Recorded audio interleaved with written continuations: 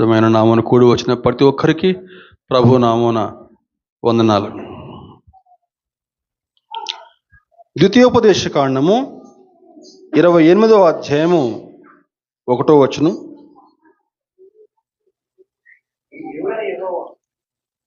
నీవు నీ దేవుడైన యెహోవా మాట శ్రద్ధగా విని నేడు నేను నీకు ఆజ్ఞాపించున్న ఆయన ఆజ్ఞలన్నిటినీ అనుసరించి నడుచుకునేట్లా నీ దేవుడైన యెహోవా భూమి మీదనున్న సమస్త జనముల కంటే నిన్ను హెచ్చించును.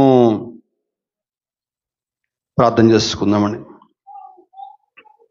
మహాపరిశుద్ధుడా, కృపా కనికరం గల తండ్రి, నీ పరిశుద్ధమైన పాదములకు వేలాదిగా వందనములు, స్తుతులు, స్తోత్రం అర్పిస్తూ ఉన్నాను దేవా.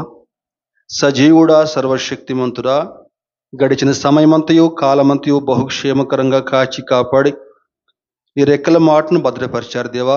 ఈ ఉదయకాల సమయం నీ పరిశుద్ధమైన వాక్య భాగాన్ని ధ్యానం చేస్తుంటుండగా ప్రభు దేవా, నీ యొక్కనైనా పరిశుద్ధమైన గ్రంథంలోంచి అద్భుతమైన ఆత్మీయ సత్యాలు మాకు బోధించమని అడుగుచున్నాను. మా మంచి బోధకుడా దేవా, అయ్యా ఈ రోజునైనా ప్రభునైనా మాతో మాట్లాడండి దేవా. వాక్యం ద్వారా మాతో మాట్లాడండి దేవా. మాకు కావాల్సిన గొప్ప ఆత్మీయ సత్యాలు ప్రభు మాకు తెలియపరచండి. ఇక్కడ ఉన్న ప్రతి ఒక్క బిడ్డతో వ్యక్తిగతంగా మాట్లాడండి దేవా. మీరే స్తుతి ఘనత మహిమ పొందమని మా ప్రభువును మా రక్షకుని ప్రియకుమారుడు యేసుక్రీస్తు వారి అతి శ్రేష్టమైన నామున అడిగి వేడుకొనుచున్నాము తండ్రి, ఆమేన్.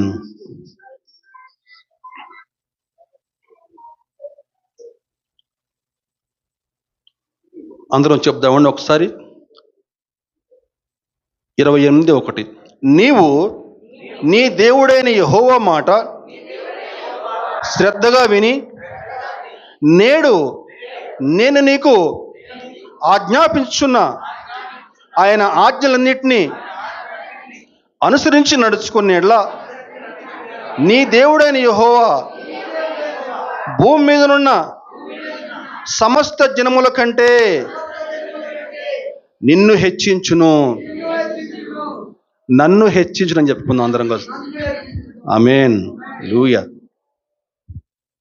దేవుడైన యెహోవా తన ప్రజలైనటువంటి ఇశ్రాయేలుతోటి మాట్లాడుతున్న మాటలు ఇవి. 28వ అధ్యాయం మనం మొదటి నుంచి కూడా శ్రద్ధగా మనం పరిశీలన చేస్తే, ఎవరైతే దేవుడైన యెహోవా మాట శ్రద్ధగా విని ఆలకిస్తారో, ఆయన మాటల ప్రకారం జీవిస్తారో, ఆయన యొక్క ఆజ్ఞానుసారం నడుచుకుంటారో, వారికి ఎటువంటి దీవెనలన్నీ ప్రాప్తిస్తాయో మనకి మొట్టమొదటి నుంచి 1వ వచనం నుంచి 14వ వచనం వరకు, 15వ వచనం వరకు, 14వ వచనం అండి. ఇవన్నీ కూడా మనకి దీవెనలు చెప్పబడ్డాయండి. మనం ముందుగా చూసుకుంటే, నీవు నీ దేవుడైన యెహోవా మాట విననేడలా ఈ దీవెనలన్నీ నీ మీదకి వచ్చి నీకు ప్రాప్తించును. నీవు పట్టణంలో దీవించబడదువు, పొలములో దీవించబడదువు, నీ గర్భఫలము, నీ భూఫలము, నీ పశువుల మందులు ఇవన్నీ కూడా దీవించబడు. నీ గంపయు, నీ పిండి పిసుకు, నీ తొట్టయు దీవించబడును. ఎప్పుడండి ఇవన్నీ కూడా? దేవుని మాటలు వింటే, దేవుని యొక్క మాటలు ఆలకిస్తే. ఒకవేళ దేవుని యొక్క మాటలు ఆలకించకపోతే, దేవుని యొక్క మాటలు వినటానికి ఇష్టపడకపోతే, దేవుని యొక్క మాటలు తృణీకరిస్తే ఎటువంటి శాపాలు వస్తాయో ఇక్కడ 15వ వచనం నుంచి 68వ వచనం వరకు ఇవన్నీ కూడా వివరించబడ్డాయండి. దేవుని యొక్క మాటలు వింటే ఎటువంటి దీవెనలు వస్తాయో, ఎటువంటి ఆశీర్వాదాలు వస్తాయో 14 వచనాలు చెప్పారు. అదే దేవుని యొక్క మాటలు వినకపోతే, దేవుని యొక్క ఆజ్ఞలు పాటించకపోతే ఎటువంటి శాపాలు వస్తాయో 15వ వచనం నుంచి 68 అండి. అవి 14, ఇవి 53 వచనాలను. మరి 14 ఎక్కువ, 53 ఎక్కువ? లెక్కలు బాగా తెలుసు మనకందరికి. 53 ఎక్కువ. అంటే దేవుని యొక్క మాటలు వినటం అనేది ఎంత ప్రాముఖ్యమైనదో స్పష్టంగా తెలియజేయబడిందండి. దేవుని యొక్క మాటలు వినకపోతే, దేవుని యొక్క మాటలు వినకపోతే ఎంత శ్రమలు, ఒక్కసారి మనం చూస్తే ఒక 2-3 వచనాలు చూద్దాం అది కూడా. 15వ వచనం, నేను నేడు నీకు ఆజ్ఞాపించు ఆయన సమస్తమైన ఆజ్ఞలను నీవు అనుసరించి నడుచుకొనవలెనని నీ దేవుడని యెహోవా సెలవిచ్చిన మాట వినని ఎడలా ఈ శాపములన్నీ నీకు సంభవించును. పట్టణంలోను శపించబడదువు, పొలంలోను శపించబడదువు, నీ గంపయు పిండి పిసుకుని తొట్టియు శపించబడును. నీ గర్భఫలము, భూమి పంట, నీ ఆవులు, గొర్రె మేకల మందులు శపించబడును. కొంతమంది పలకటానికి కూడా ఇష్టపడట్లేదు, ఎందుకంటే శాపాలు కదా. మరి పలకటానికి ఇష్టపడకపోతే, నిజంగా ఒకవేళ దేవుని మాట వినకపోతే ఎంత భయంకరమైన పరిస్థితి వస్తుందో. దేవుని యొక్క మాట వినటం అనేది ఎంత శ్రేష్టమైందో ఇక్కడ యొక్క అధ్యాయంలో వివరించబడిందండి. దేవుని యొక్క మాట అనేటువంటి విషయానికి వస్తే, దేవుని యొక్క మాట వింటామనే విషయానికి వస్తానండి. సందర్భం వచ్చింది కాబట్టి చెప్తున్నాను. ఒక దైవజనుడు ఇలా అంటాడు, ఒక సగటు క్రైస్తవుడు తన జీవిత కాలంలో దాదాపుగా 20,000 పాటలు వింటాడట. ఎన్ని పాటలండి? 20,000 పాటలు. అవి వినటమైనా కానీ లేకపోతే పాడుకోవటమైనా కానీ 20,000 పాటలు. అలాగే 8,000 ప్రార్థనలు చేస్తాడట. తన కోసమే కావచ్చు, కుటుంబం కోసం కావచ్చు, వాళ్ళ కోసం వీళ్ళ కోసం కావచ్చు, మొత్తానికి 8,000 ప్రార్థనలు చేస్తాడు. ఎప్పుడు? తన యొక్క సగటు జీవిత కాలంలో ఒక మాదిరి క్రైస్తవుడు, ఒక సగటు క్రైస్తవుడు అన్నమాట. అలాగే 6,000 వర్తమానాలు వింటాడటండి. ఏంటండి? 6,000 వర్తమానాలు వింటాడట.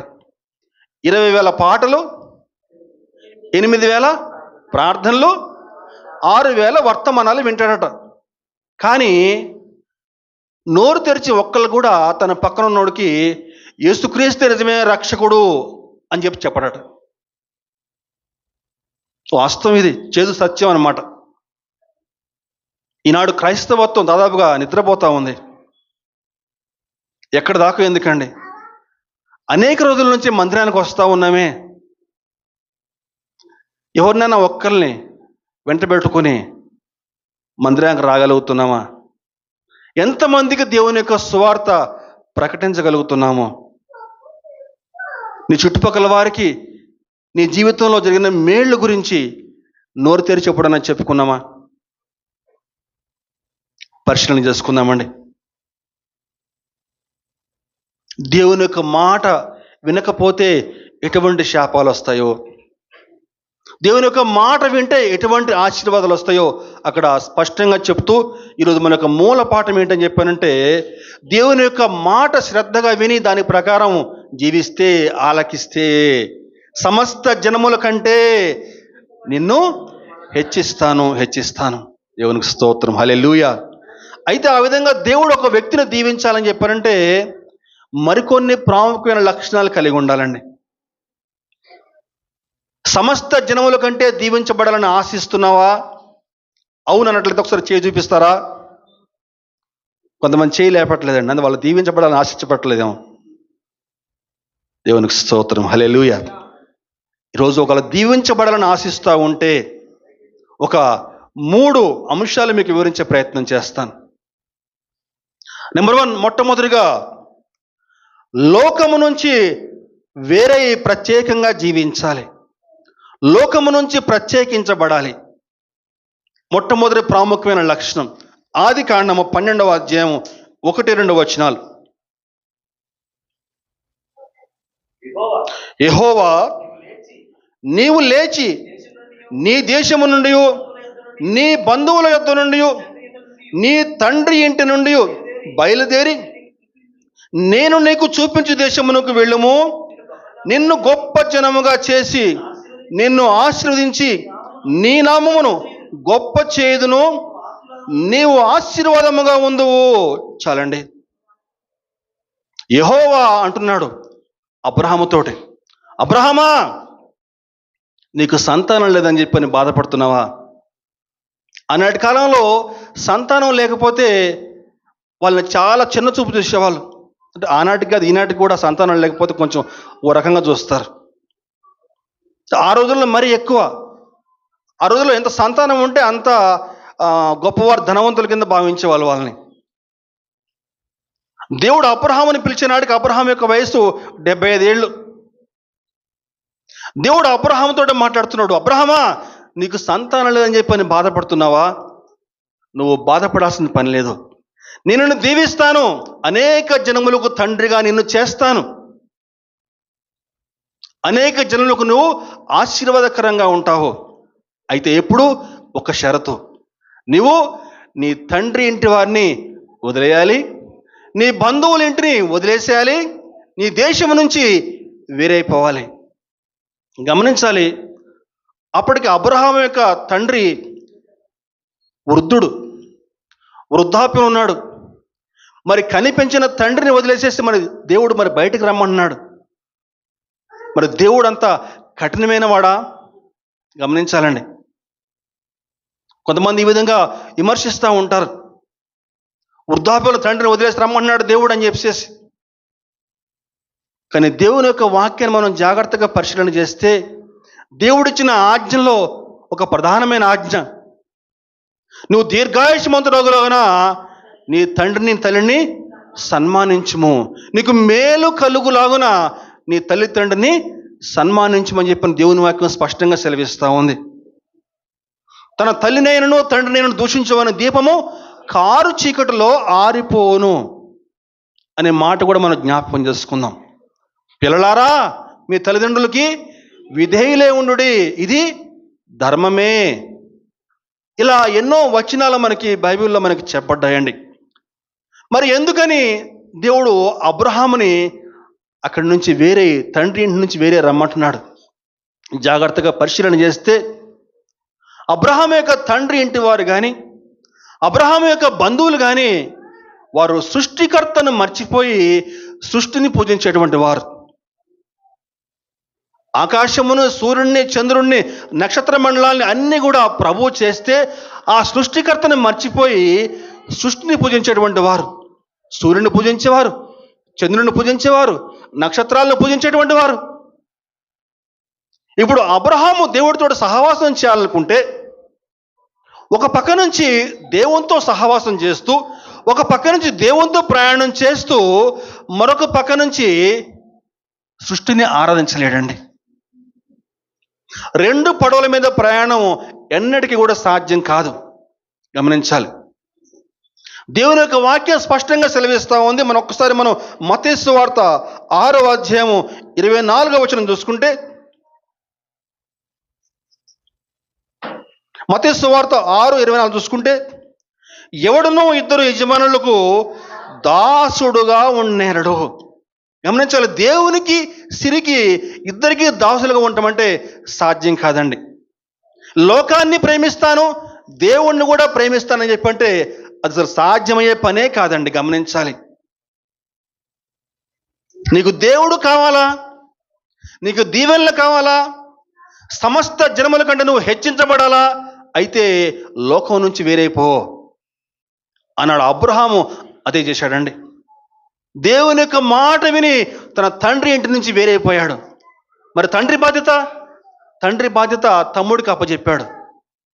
జాగ్రత్తలన్నీ కూడా తమ్ముడికి అప్పచెప్పేసేసి తన యొక్క తండ్రి ఇంటి నుంచి వేరైపోయి బయటకు వచ్చేసాడు. బంధువుల ఇంటి నుంచి వేరైపోయాడు. తన దేశం నుంచి వేరైపోయి దేవుని మాట విని దేవుడు చెప్పినట్లుగా చేశాడండి. గమనించాలి, ఈనాడు అనేక మంది క్రైస్తవులు ఎలా ఉన్నారని చెప్పానంటే, మందిరానికి వెళ్తున్నామని చెప్పుకోవాలని కూడా భయపడతారు. కారణం ఏంటి అని చెప్పానంటే, బంధువులు ఎక్కడ దగ్గరికి రానిరో, మందిరానికి వెళ్ళామని చెప్తే ఎక్కడ వారి ఇళ్ళకి పిలవరో, వారింట్లో పండగలకి ఫంక్షన్లకి ఎక్కడ పిలవరో, దేవుణ్ణి నమ్ముకున్నామని చెప్పానంటే, మందిరానికి వెళ్ళామంటే క్రైస్తవులు అని చెప్పుకోవాలని చెప్పానంటే చాలామంది భయపడుతూ ఉంటారండి.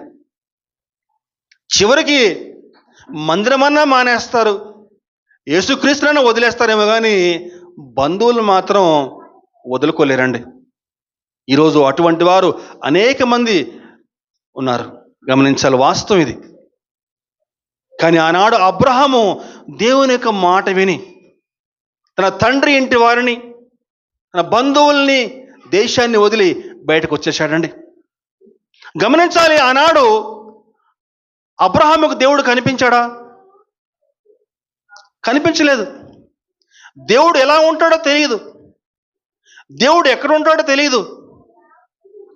దేవుని మాట విని ఆ దేశానికి పోయిన తర్వాత దేవుడు ఒకవేళ మాట ఆలకించకపోతేనో, ప్రార్థన ఆలకించకపోతే, ఇప్పుడు పక్కింటోడు, ఆ ఇంటోడు, ఈ ఇంటోడు చెప్తే వచ్చి మళ్ళా గెలబడి అడగవచ్చు, ఏమయ్యా అని చెప్పినా మరి అని చెప్పేసి వాస్తవం. కానీ అబ్రహాము దేవుని మాట నమ్మెను, అది అతనికి నీతిగా ఎంచబడెను. కనపడిన దేవునికే ఆ రోజు అబ్రహాం అంత విధేయత చూపిస్తే ఈనాడు ఇన్ని వాగ్దానాలు మనం పొందుకున్నాం. ఇన్ని వాగ్దానాలు బైబిల్లో పొందుపరచబడి ఉన్నాయండి. ఈరోజు దేవుని యొక్క మాటకి, దేవుని యొక్క వాక్యానికి ఎంతగా మనం విధేయులే జీవిస్తున్నాము. కొంతమందికి అయితే రక్షణ పొందుకోండి అయ్యా, రక్షణ పొందుకోండి అమ్మా, బాప్తిసం తీసుకోండి అమ్మా అని చెప్పని ఎన్ని చెప్పినా సరే వారి హృదయాలు రాతి గుండె, ఏ మాత్రం కూడా మార్పు ఉండదండి. గమనించాలి. ఈరోజు సమస్త జనముల కంటే హెచ్చించబడాలని ఆశిస్తున్నావా? లోకం నీలో కనిపించకూడదు, లోక పోకడలు నీలో కనిపించకూడదు. క్రీస్తు యొక్క రక్తంలో కడగబడిన తర్వాత నీలో ఎటువంటి లోక వ్యవహారాలు, లోక మర్యాదలు నువ్వు అనుసరించడానికి వీల్లేదు. ఈరోజు అనేక మంది క్రీస్తు వద్దకు వస్తూ, దేవుని మందిరానికి వస్తూ, ఒక పక్క నుంచి దేవుడు, మరొక పక్క నుంచి లోకం, లోక పోకడలు అనుసరిస్తూ ఉన్నారు, లోక మర్యాదను అనుసరిస్తూ ఉన్నారు. ఆ విధంగా జీవిస్తే నువ్వు దేవునికి ఇష్టనుగా జీవించలేవు. నెంబర్ 1. రెండవ లక్షణం ఏంటని చెప్పంటే, మొట్టమొదటిగా లోకం నుంచి వేరే జీవించాలి. రెండవదిగా సమస్త జనముల ఎదుట దేవుని ఘనపరచాలి. మొట్టమొదటిగా లోకం నుంచి వేరైపోవాలి, ప్రత్యేకంగా జీవించాలి. ప్రత్యేకంగా జీవించాలని చెప్పండి కొండ మీద ఇల్లు కట్టుకోని కాదండి. లోక పోకడలు, లోక మర్యాదలు, లోక సంబంధమైనటువంటి జీవితం, అటువంటి అలవాట్లు మనలో ఉండటానికి వీలేదు. అంతకుముందు మనందరం కూడా లోకంలో జీవించాము, కానీ యేసుక్రీస్తు రక్తంలో కడగబడిన తర్వాత మనలో అటువంటి లోక మర్యాదలు మనలో కనిపించడానికి వీల్లేదు. నెంబర్ 1. నెంబర్ 2, సమస్త జనముల ఎదుట దేవుని ఘనపరచాలి. దానియేలు గ్రంథము 2వ అధ్యాయము 26, 27, 28. బాబు కింద కూర్చోమ్మా, చిన్నాడు కూర్చో, ముందు కూర్చోపో, దిగు ముందుకెళ్ళు, సౌండ్ చేయొద్దు. దానియేలు 2వ అధ్యాయము 26, 27, 28. రాజు, నేను చూచిన కలయు దాని భావమును తెలియజెప్పుట నీకు శక్యమా అని బెల్తషాజరును దానియేలును అడగగా, దానియేలు రాజు సముఖములో ఇలాగ ప్రత్యుత్తరం ఇచ్చును. రాజు అడిగిన ఈ మర్మము జ్ఞానులైనను, గారడి విద్య గలవారైనను, శకున గాండ్రైనను, జ్యోతిష్కులైనను తెలియచెప్పజాలరు. అయితే మర్మములను బయలుపరచగల దేవుడొకడు పరలోకమందున్నాడు. అంత్య దినములయందు కలగబో దానిని ఆయన రాజగు నెబుకద్నెజరుకు తెలియచేసెను. జాగ్రత్తగా విందామండి, జాగ్రత్తగా ఆలకిద్దామండి. సమస్త జనముల కంటే హెచ్చించబడాలని ఆశిస్తున్నావా? అయితే సమస్త జనముల ఎదుట నువ్వు దేవుణ్ణి ఘనపరచు. వాక్య సందర్భం మనం జాగ్రత్తగా మనం పరిశీలించగలిగితే, యూదా సామ్రాజ్యం పైకి నెబుకద్నెజరు తన సైన్యం దండెత్తి అందరినీ కూడా బానిసలుగా పట్టుకొచ్చాడు. అందులో ఎవరైతే జ్ఞానవంతులు ఉన్నారో, విద్యావేత్తలు ఉన్నారో, వారందరినీ కూడా తన యొక్క అంతఃపురంలో పెట్టి వారికి కల్దీల యొక్క భాష, విద్య నేర్పిస్తే తనకు పనికొస్తారేమో అని చెప్పని కొంతమందికి అక్కడ కల్దీల యొక్క భాష, విద్య నేర్పిస్తూ ఉన్నాడు. అదిగో అందులో దానియేలు, షడ్రకు, మెషకు, అబేద్నెగో నలుగురు యువకులు కూడా ఉంటారు. ఆ విధంగా కాలం గడుస్తూ ఉండగా ఒకనాడు నెబుకద్నెజరు కలగంటాడు. ఆ కళ యొక్క దానికి దిగ్గున మెలుకుని పొద్దున్నే ఆ రాత్రికాల సమయంలో రాజ్యంలో ఎందరైతే జ్యోతిష్కులు ఉంటారో, శకునుగాను ఉంటారో అందరిని కూడా పిలిపించమని చెప్పని నెబుకద్నెజరు ఆజ్ఞ జారీ చేస్తాడు. అందరూ కూడా గబగబా పరిగెత్తుకొచ్చేస్తారు. రాత్రికాల సమయంలో అందరికీ అడుగుతున్నాడు, నేను ఒక కల కన్నాను, దాని యొక్క భావం చెప్పాలి. ఓ సంతేనా రాజా, ఆ కళ ఏంటో చెప్పండి, ఆ భావం ఏంటో మేము చెప్పేస్తామని చెప్పి అన్నారు. దానికి నెబుకద్నెజరు అంటాడు, ఆ కళ ఏంటో నేను మర్చిపోయాను, మీరు ఆ కళ చెప్పాలి, దాని భావం కూడా చెప్పాలి. ఏంటి రాజు ఏం మాట్లాడుతున్నావు, మధ్యాహ్నం పోయిందా? ఎవరు కళ చెప్తారు కానీ, కళ చెప్తే దాని భావం చెప్పొచ్చు కానీ నువ్వు ఏం కలగానో మాకేం తెలుస్తుంది? ఏమంటున్నారు చూద్దామండి వాళ్ళు. దానియేలు గ్రంథం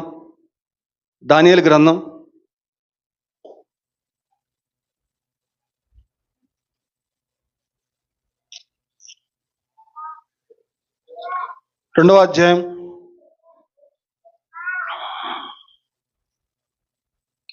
10వ వచనం.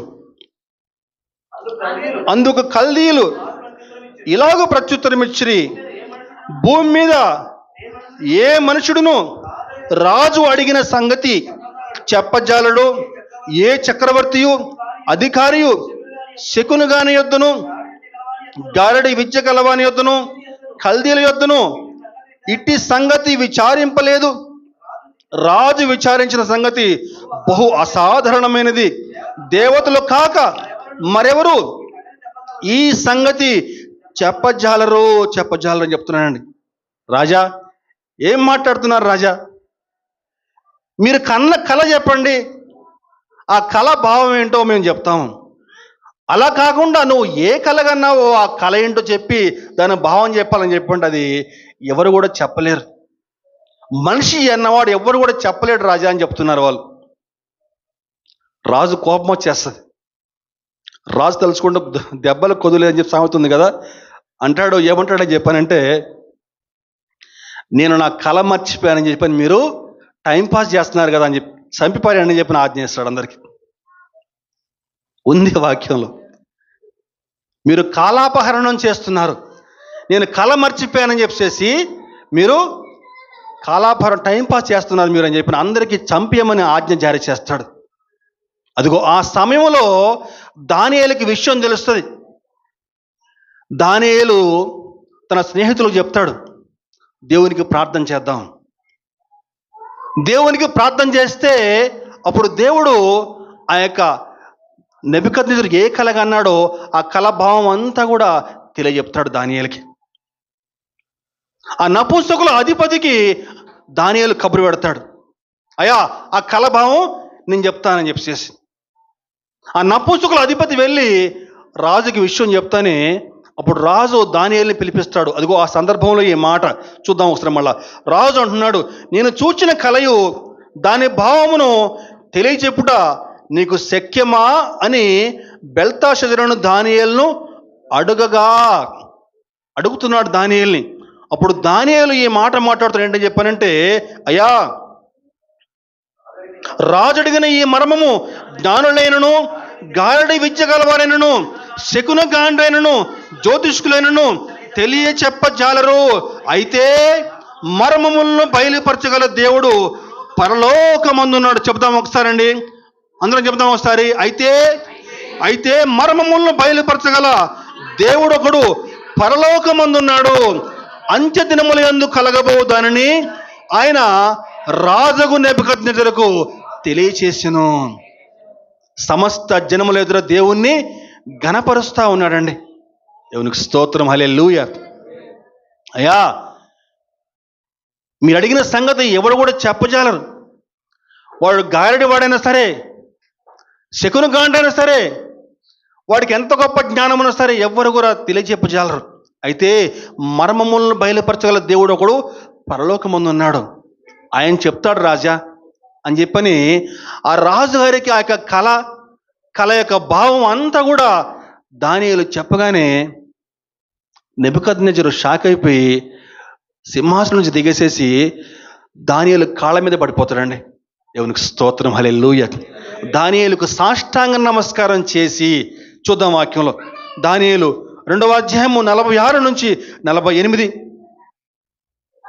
అంతటా రాజుకు నెబుకద్నెజరు దానియేలుకు సాష్టాంగ నమస్కారము చేసి అతన్ని పూజించి నైవేద్య ధూపములు అతనికి సమర్పింప ఆజ్ఞాపించెను. దేవునికి స్తోత్రం కలుగునుగాక, హల్లెలూయా.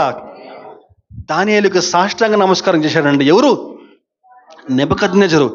నెబుకద్నెజరు అని చెప్పండి మామూలు ఆషమాషి కాదండి, చక్రవర్తి. మొత్తం ప్రపంచానికి ఆనాడు చక్రవర్తి నెబుకద్నెజరు.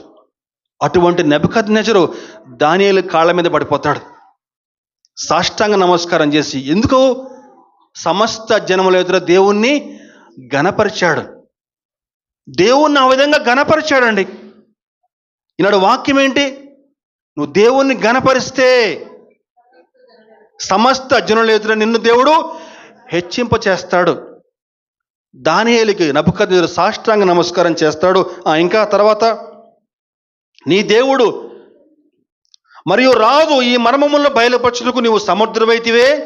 నీ దేవుడు దేవతలకు దేవుడును రాజులకు ప్రభువును మర్మములు బయలుపరచవాడునే ఉన్నాడని దానియేలుకు ప్రత్యుత్తరం ఇచ్చును. అప్పుడు రాజు దానియేలును బహుగా హెచ్చించి అనేక గొప్ప దానములు ఇచ్చి అతనిని బబులోను సంస్థానమంతటి మీద అధిపతిగాను బబులోను జ్ఞానులందరిలో ప్రధానునిగా నియమించెను. హల్లెలూయా. బబులోను జ్ఞానులందరిలో ప్రధానునిగా నియమించెను. ఎప్పుడండి? దేవుణ్ణి ఘనపరిచాడు. ఈరోజు సమస్త జనముల కంటే నువ్వు హెచ్చించబడాలని ఆశిస్తున్నావా? అయితే నువ్వు దేవుణ్ణి మొట్టమొదటిగా ఘనపరచు. నువ్వు దేవుణ్ణి ఘనపరిస్తే అప్పుడు నువ్వు దేవుడు నిన్ను ఘనపరుస్తాడు. ఈ విషయాన్ని మనం మనసులో ఉంచుకొని ఒక్కసారి ఆది కాండంకి వెళ్ళిపోదాం. ఆది కాండంలో కూడా మనకు అక్కడ రాజైన ఫరో ఒక కలగ అంటాడు. ఆ కళ యొక్క భావం ఎవరు కూడా చెప్పలేకపోతారు. ఆ సమయంలో ఫరోకి విషయం తెలుస్తుంది. యోసేపు అనే ఒక అతను ఉన్నాడు. యోసేపు ఆ కలభావం చెప్తాడు అని చెప్పేసి పిలిపించండి యోసేపుని. యోసేపుకి సంఖ్యలు తీస్తారు, చక్కగా నీట్గా షేవ్ చేస్తారు, చక్కగా డ్రెస్ చేసి పట్టుకొస్తారు యోసేపుని. ఏమయ్యా అట్లా నేను కలగన్నాను, ఆ కలభావం నువ్వు చెప్పగలవా అంటే యోసేపు ఏమంటాడో అది కూడా చూద్దామండి. ఆది కాండం 41వ అధ్యాయము 16వ వచనం. యోసేపు, నా వల్ల కాదయ్యా, నేను చెప్పలేను, నాకంత శక్తి లేదు, కానీ దేవుడే ఫరోకు క్షేమకరమైన ఉత్తరం ఇస్తాడు. హల్లెలూయా. దేవుడు చెప్తాడయ్యా, నేను చెప్పలేను, నాకంత శక్తి లేదు, దేవుడే ఫరోకు క్షేమకరమైన ఉత్తరం ఇస్తాడు అన్నాడు. ఫరో యొక్క కళ చెప్పగానే ఆ కళ భావం అంతా కూడా యోసేపు చెప్పేస్తాడండి. ఆ విధంగా చెప్పగానే రాజు ఆశ్చర్యపోయి యోసేపుతోటి ఏం మాట్లాడుతున్నాడో చూద్దామండి. ఆది కాండం 41వ అధ్యాయము 40వ వచనం చూద్దామండి. 40వ వచనం. నీవు నా ఇంటికి అధికారివై ఉండవలెను, నా ప్రజలందరూ నీకు విధేయులై ఉందురు, సింహాసన విషయంలో మాత్రమే నేను నీకంటే పైవాడనే ఉందును. యోసేపుతో చెప్పెను, మరియు ఫరో చూడుము, ఐగుప్తు దేశమంతటి మీద నిన్ను నియమించి ఉన్నానని యోసేపుతో చెప్పెను. హల్లెలూయా. దేవునికి స్తోత్రం. 44వ వచనం కూడా చూద్దామండి. 44వ వచనం కూడా. మరియు ఫరో యోసేపుతో, ఫరోను నేనే అయినను నీ సెలవు లేక ఐగుప్తు దేశమంతటను ఏ మనుషుడును తన చేతినేనును కాలినేనును ఎత్తకూడదని చెప్పెను. ఎంత చక్కని మాట అండి. ఏంటటండి? నీ సెలవు లేకుండా చెయ్యి కూడా ఎత్తకూడదటండి, కాలు కూడా ఎత్తకూడదట. యోసేపును ఎంతగా దీవించాడు. ఈనాడు హెచ్చించబడాలి, నీకు పేరు ప్రఖ్యాతలు రావాలని చెప్పి ఆశిస్తా ఉన్నావా? అయితే ముందుగా సమస్త జనముల ఎదుట నీ దేవుణ్ణి ఘనపరచాలి. ఆ విధంగా నువ్వు దేవుణ్ణి ఘనపరిస్తే అప్పుడు దేవుడు నిన్ను ఘనపరుస్తాడు. దావీదు దేవుణ్ణి ఘనపరిచాడు. చిన్నపిల్లలు మౌనంగా ఉండాలండి, శబ్దాలు చేయకూడదు. దేవుని యొక్క సన్నిధి అని చెప్పని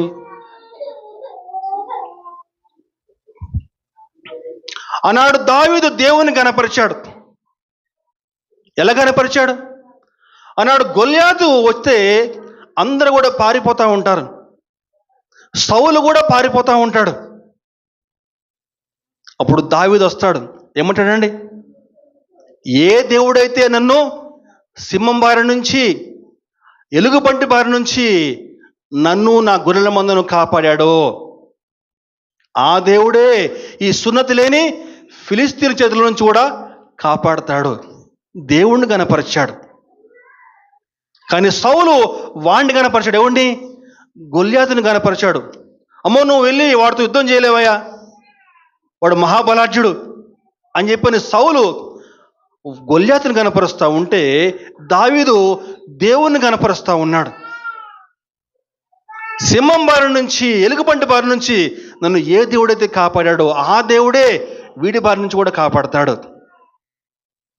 ఒక గొర్రెలు కాపాడుకున్నటువంటి దావీదుని తీసుకొచ్చి ఇశ్రాయేలు సింహాసనంపై కూర్చుని పెట్టాడండి. ఎప్పుడు? దేవుణ్ణి ఘనపరిచాడండి. ఈరోజు మన ఆత్మీయ జీవితాలు ఏ విధంగా ఉన్నాయి? నువ్వు ఎక్కడైతే ఉద్యోగం చేస్తూ ఉన్నావో, నువ్వు ఎక్కడైతే వ్యాపారం చేస్తూ ఉన్నావో అక్కడ నీ దేవుణ్ణి నువ్వు ఘనపరచగలుగుతున్నావా? నువ్వు క్రైస్తవుడు అని చెప్పని చెప్పుకోగలుగుతున్నావా?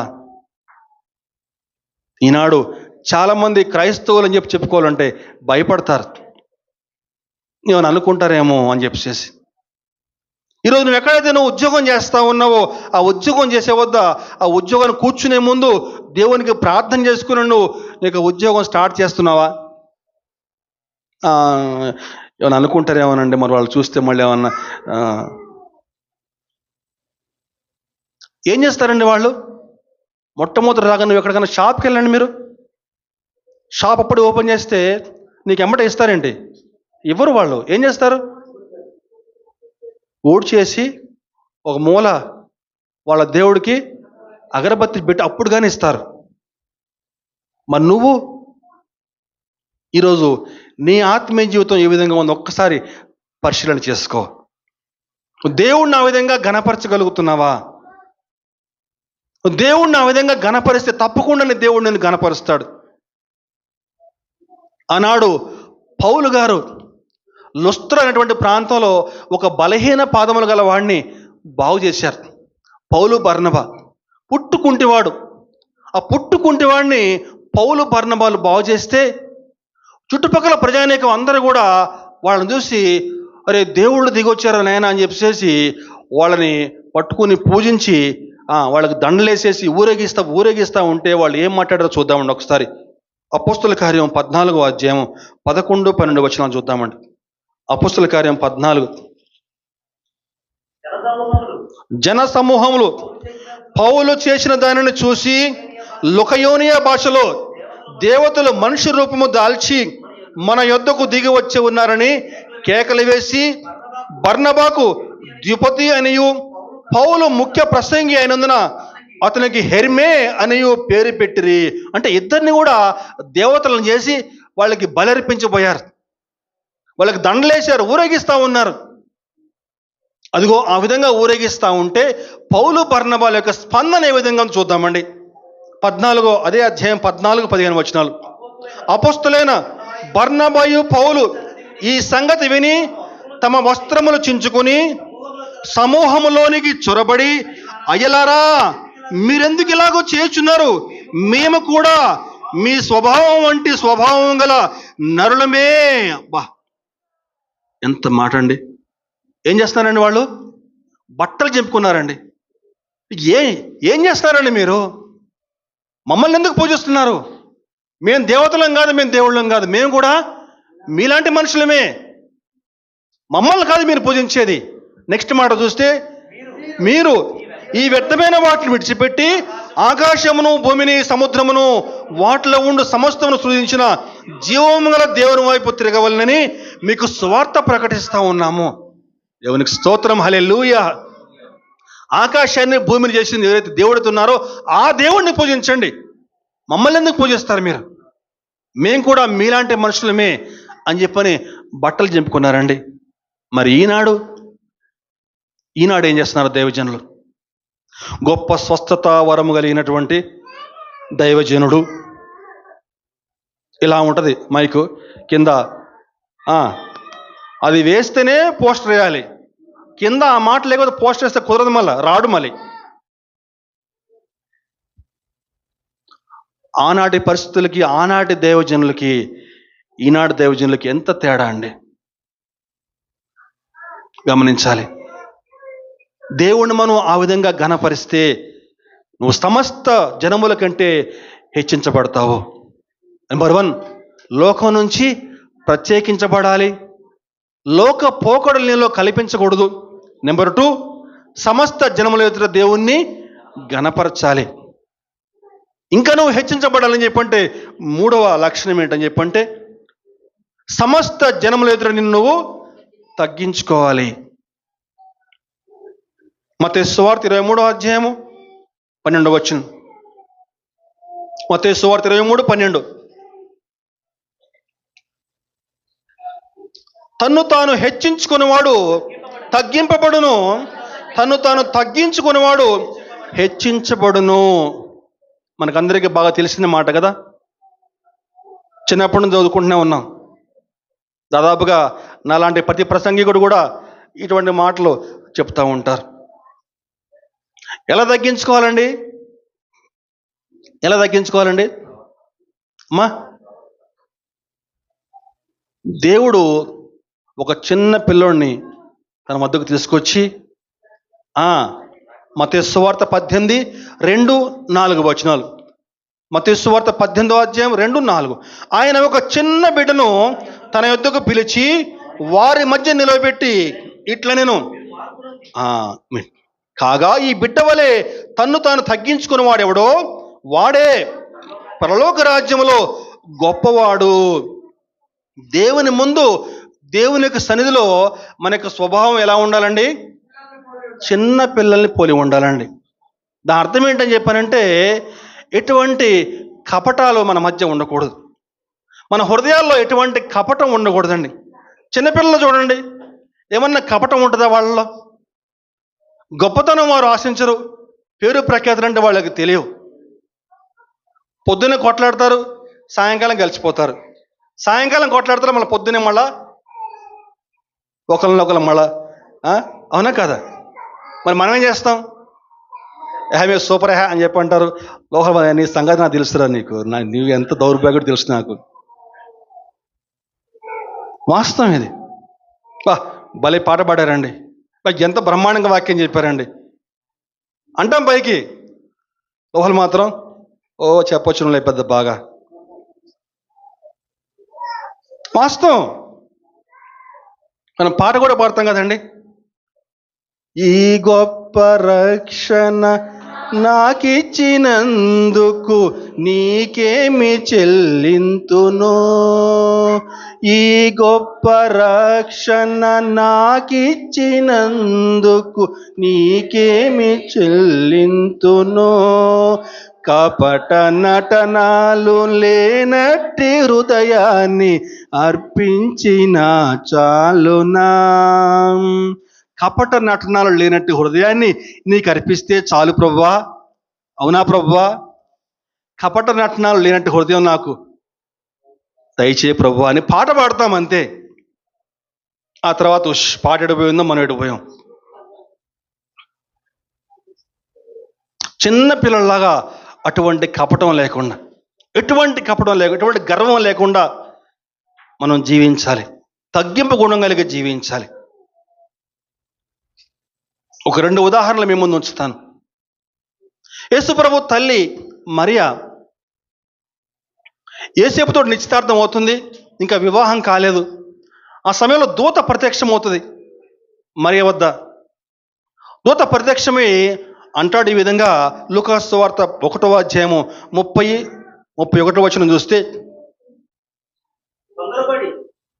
మరియా భయపడకము, 30వ వచనం అమ్మ, దేవుని వల్ల నువ్వు కృప పొందితివి, ఇదిగో నీవు గర్భము ధరించి కుమారుని కని ఆయనకు యేసు అని పేరు పెట్టుదువు. ఆయనకు యేసు అని పేరు పెట్టుదు. దానికి మరి ఇచ్చిన సమాధానం మనం గమనిస్తే 34వ వచనము, అందుకు మరియా నేను పురుషుని ఎరగని దానినే ఇది ఎలాగో జరుగునని చెప్పని ఆ దూతతో అనగా, ఆ దూత అప్పుడు ఈ విధంగా మాట్లాడుతూ ఉన్నాడు. చూడండి 35వ వచనం, పరిశుద్ధాత్మ నీ మీదకి వచ్చును, సర్వోన్నతుని శక్తి నిన్ను కమ్ముకొనును కనుక పుట్టబో శిశువు పరిశుద్ధుడై దేవుని కుమారుడు అనబడును. చాలండి. ఆనాటి కాలంలో ముందుగా నిశ్చితార్థం అవుతుంది. నిశ్చితార్థమైన తర్వాత యూదుల్లో 1 సంవత్సరం పాటు పెండ్లి కుమార్తె కూడా దూరంగా జీవించాలి. అది వాళ్ళకి పరీక్షాకాలం అన్నమాట. ఆ పరీక్షాకాలంలో ఇద్దరిలో ఎవరైనా తప్పు చేస్తే భయంకరంగా శిక్ష. ఏం శిక్ష అది? రాళ్లతో కొట్టి చంపబడాలి, అంతే. నేను పురుషుని ఎరగని దానిని ఇది నాకు ఎలాగో జరుగును అని చెప్పి నా అమాయకంగా అడుగుతామని చూడండి, గమనించాలి. అప్పుడు దూత ఇలా అంటాడు, సర్వోన్నతుని శక్తి నేను కమ్ముకుంటును కనుక. ఆ విధంగా చెప్పినప్పుడు మరియా ఒక్క మాట కూడా మాట్లాడలేదండి. ఆ మాట్లాడిన మాటలు చూస్తే నిజంగా చాలా ఆశ్చర్యం. ఇదిగో ప్రభువు దాసురాలను, నీ మాట చొప్పున నాకు జరుగునుగాక. మారు మాట మాట్లాడలేదండి. ఇదిగో ప్రభువు దాసురాలను, నీ మాట చొప్పున నాకు జరుగునుగా. ఎంత తగ్గింపు తత్వం అండి, ఎంత విధేయత ఆ యొక్క మాటల్లో కనిపిస్తోంది, గమనించాలి. వివాహం కాకుండా గర్భవతి అయితే లోకం ఉన్న నానా మాట్లాంటది. రాళ్ళు వేసుకొట్టి చంపేస్తారు, మరణ శిక్ష పడుతుంది. ఇవన్నీ కూడా మనసులో ఉన్నాయి. అయినా సరే లోకరక్షకుని నేను జన్మనేయబోతున్నానని చెప్పినటువంటి ఆ యొక్క తలంపుతో ఆమె మారు మాట మాట్లాడకుండా ఆ యొక్క తగ్గింపు గుణంతో, ఇదిగో ప్రభు దాసరాలను, నీ మాట చొప్పున నాకు జరుగునుగా. అదండి తగ్గింపు తత్వం అని చెప్పంటే విధేయత అంటే. ఆ విధంగా మరియా తనను తను తగ్గించుకుంది కాబట్టి ఈనాడు మరియా హెచ్చించబడింది. అనేక మంది మరియను గౌరవిస్తూ ఉన్నారు ఈనాడు. కోర్స్ పూజించే వాళ్ళు లేకపోలేదు. ఆ పూజించే వాళ్ళు ఎవరో నేను ప్రత్యేకంగా చెప్పాల్సిన పని లేదు, మీకు అందరికీ బాగా తెలుసు, మాకంటే మీకు బాగా తెలుసు. గౌరవించడం వేరు, పూజించడం వేరు. తనను తను తగ్గించుకునేవాడు హెచ్చించబడును. మరొక ఉదాహరణ చెప్పుకుంటే మనకి మదర్ తెరిస్సా. ఎక్కడో యుగోస్లోవియా దేశంలో జన్మించింది మదర్ తెరిస్సా. దేవుని యొక్క మాట విని అనిచ్చినటువంటి దర్శనం చొప్పున కలకత్తా మహానగరంలో ఆమె చేసినటువంటి పరిచర్యను జ్ఞాపకం చేసుకుందామండి. తనను తను తగ్గించుకుని కుష్ఠరోగుల మధ్య పరిచర్య చేసింది. అనేక మంది ఎయిడ్స్ రోగుల్ని ఆదరించింది.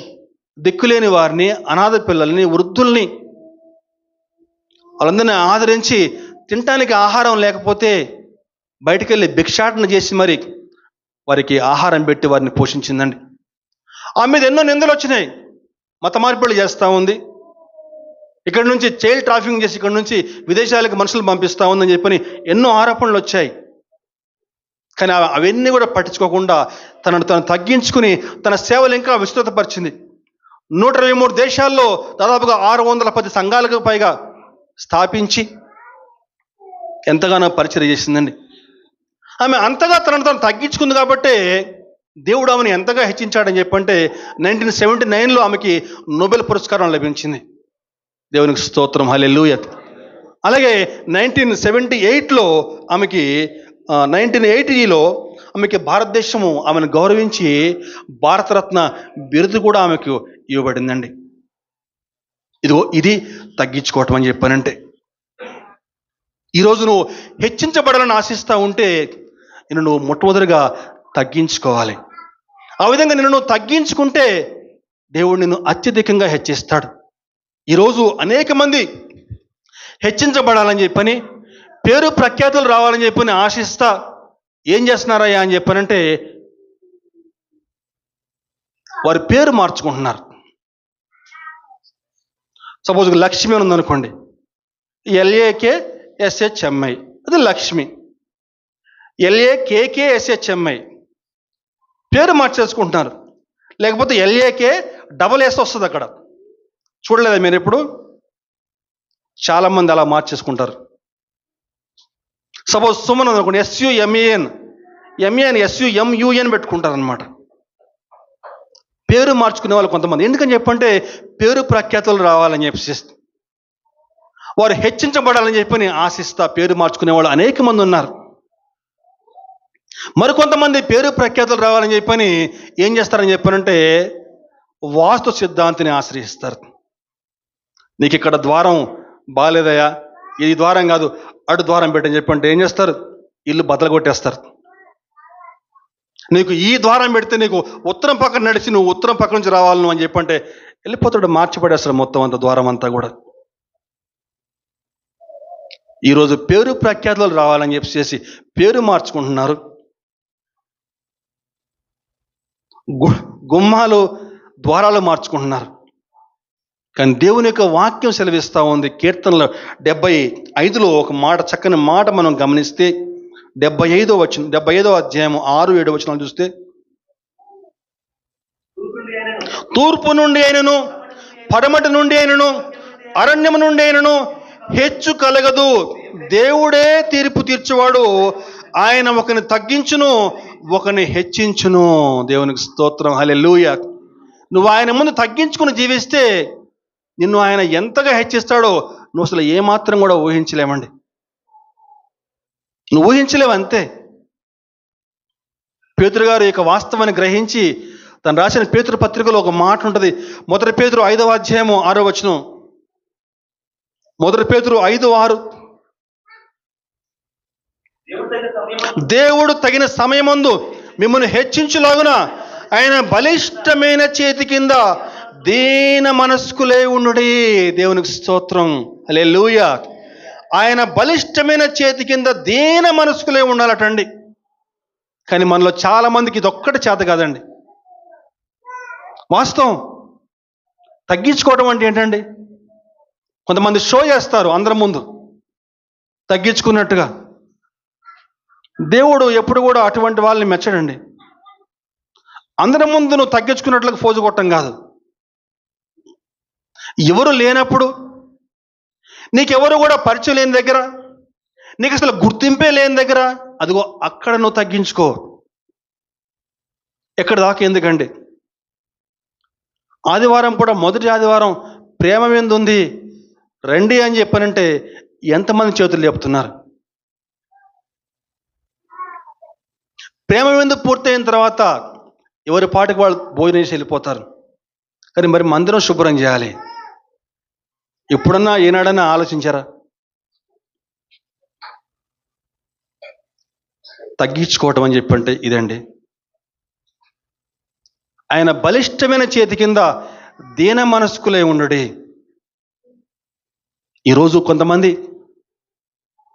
వారి యొక్క జ్ఞానం చూసుకుని, తెలివితేటలు చూసుకుని, దేవుడు వారికి ఇచ్చిన తలాంతులను చూసుకుని గర్వంతో విర్రవీగే వాళ్ళు అనేక మంది ఉన్నారు. కానీ దేవుడు ఏం చెప్తున్నాడని చెప్పంటే, నీకు ఎంతగా నీకు జ్ఞానం వస్తుందో, నీకు ఎన్ని తలాంతులు ఉంటాయో అవన్నీ కూడా పక్కన పెట్టేసేసి ఆయన ముందు దీన మనస్సు కలిగి తగ్గించుకుని జీవిస్తే నువ్వు హెచ్చించబడతావు. కానీ మనకి ఇది ఒకటి చేత కాదు కదా.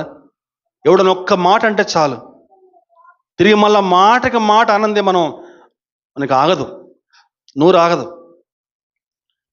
పోనట్లా మనం కాముగా మనం మాట అనకుండా ఉండి ఎవరన్నా సరే కాముగా పోతా ఉంటే ఏమంటా వాడిని? చేతగానోడు అంటారు. నోరు లేనోడు చేతగానోడు అని చెప్పి అంటారు. ఎప్పుడు కూడా లోకానికి బైబిల్ పూర్తి వ్యతిరేకం అన్నమాట. బైబిల్ ఏమంటుంది? నువ్వు దేవుని మీద ఆధారపడు, నీ శత్రువుల కోసం ప్రార్థన చేయని చెప్పంటుంది, తగ్గింపు గుణం కలిగి జీవించని చెప్పంటది. కానీ లోకం ఏమంటది? చేతగానోడా నువ్వు, నోరు లేనోడా అని చెప్పి నిందిస్తుంది. వాస్తవం ఇది. మోషే ఉన్నాడు, మనం ఒక చిన్న ఉదాహరణ చూసుకుందాం. మోషే ఉన్నాడు. ఐగుప్తులో ఒక హెబ్రీయుడిని ఒక ఐగుప్తుడు కొడతా ఉంటే తట్టుకోలేక మోషే ఐగుప్తుడిని కొట్టి చంపేస్తాడు. ఒకటే ఒక గుద్దు కొట్టగానే చచ్చిపోతాడు అంతే. మోషే మహాబలాఢ్యుడు. అప్పుడు గబగబా చూసేసి గొయ్యి తీస్తాడు, పాతి పెడతాడు, పక్కకు వచ్చేస్తాడు. కానీ దేవుడు అప్పుడు మోషేని హెచ్చించలేదండి. అక్కడి నుంచి మిద్యాను అరణ్యానికి పారిపోయిన తర్వాత ఆ మిద్యాను అరణ్యంలో, ఆ మిద్యాను బడిలో దేవుడు మోషేకు పాఠాలు నేర్పించాడు. 40 ఏళ్ల కాలం మోషేకు పాఠాలు నేర్పించాడు. సాత్వికత నేర్పించాడు, తగ్గింపు తత్వం నేర్పించాడు. మోషేలో అంతకుముందు బాగా ఆవేశం ఉండేది, పౌరుషం ఉండేది, అన్ని యుద్ధ బుద్ధులు వచ్చు. కానీ అప్పుడు దేవుడు మోషేని పిలుచుకోలేదు. ఆ మిద్యాను అరణ్యంలో ఎప్పుడైతే ఆ యొక్క సాత్వికతలోకి వచ్చాడో, తగ్గింపులోకి వచ్చాడో, రారా బాబు నీకు పనుందని చెప్పి పిలిచాడు. అప్పుడు దేవుడు మోషేని ఎంతగా హెచ్చించాడయ్యా అని చెప్పానంటే, ఎంతగా హెచ్చించాడండి. బైబిల్ అని చెప్పంటే మోషే లేకుండా బైబిల్ లేదు, మోషే యొక్క ప్రస్తావన లేకుండా బైబిలే లేదు అని ఎలా మోషేని దేవుడు హెచ్చించాడండి. ఈనాడు సమస్త జనముల కంటే హెచ్చించబడాలని చెప్పి ఆశిస్తూ ఉంటే ఈయన నువ్వు తగ్గించుకోవడం నేర్చుకో. మొట్టమొదటిగా 3 అంశాలు ఈరోజు చెప్పాను, చెప్దాం ఒకసారి.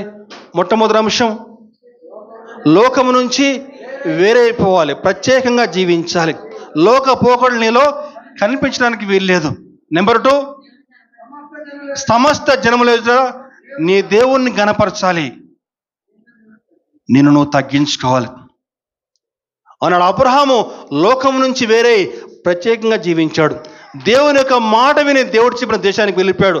అబ్రహాము ఎంతగా దీవించబడ్డాడండి. అబ్రహాము ఎంతగా దీవించబడ్డాడని చెప్పంటే, అబ్రహాము కుమారుడైన దావీదు కుమారుడైన యేసుక్రీస్తు వంశావళని చెప్పిన మాట మనం గమనించాలి. మత్తయి సువార్త 1వ అధ్యాయం 1వ వచనం ఏంటది? అబ్రహాము కుమారుడైన దావీదు కుమారుడైన యేసుక్రీస్తు వంశావళి. అంటే అబ్రహాము యొక్క వంశావళిలో యేసుక్రీస్తు నిర్మించాడని చెప్పిన మాట అక్కడ మనం గమనించవచ్చు. అదిగో అంతగా దేవుడు అబ్రహాం దీవించాడు.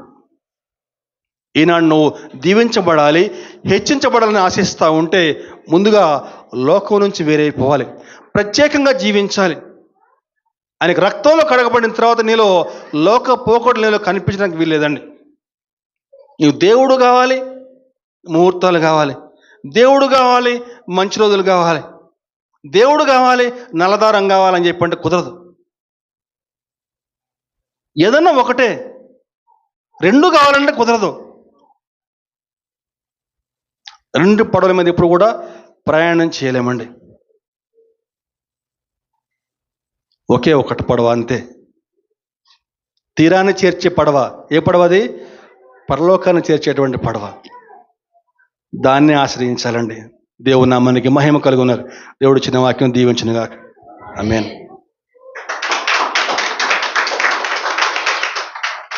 ప్రార్థన చేసుకుందాం.